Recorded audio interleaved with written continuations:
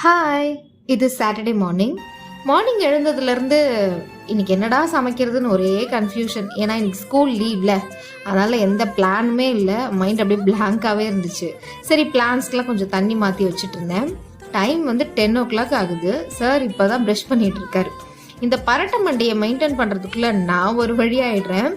எத்தனை litre serum போட்டாலும் இந்த அமேசான் கார்டு அப்படியே தான் இருக்கும்.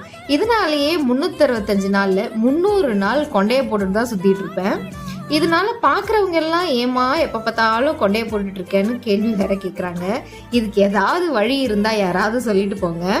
சரி, கொஞ்சம் காய்கறிலாம் வாங்கலான்னு சொல்லிட்டு கடைக்கு போயிருந்தேன். இந்த கத்திரிக்காய், முருங்கைக்காய், மாங்காய்லாம் போட்டு சாம்பார் பண்ணி ரொம்ப நாள் ஆகுது.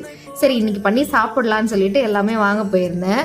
அங்கே போனால் இந்த காய்கறி விற்கிற விலைவாசிக்கு கறியோ மீனோ வாங்கி வாய்க்கு ருசியாக சாப்பிட்டு போயிடலாம் போல அந்த விலை விற்கிது.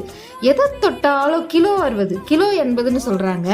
சரி, என்ன பண்ணுறது, வந்தாச்சு, வாங்காமல் எப்படி போகிறதுன்னு சொல்லிட்டு எல்லாத்துலேயும் 4 நாள் மட்டும் கொடுங்கன்னு சொல்லி கேட்டு வாங்கிக்கிட்டேன். வீட்டுக்கு வந்து சாம்பார் பண்ணி பொட்டேட்டோ ஃப்ரை, எக் ஆம்லேட் போட்டு சாப்பிட்டாச்சு. யாரெல்லாம் காய்கறி விற்கிற விலைக்கு நான்வெஜ்ஜே சாப்பிட்டு போயிடலான்னு நினைப்பீங்கன்னு கமெண்ட்ல சொல்லுங்கள்.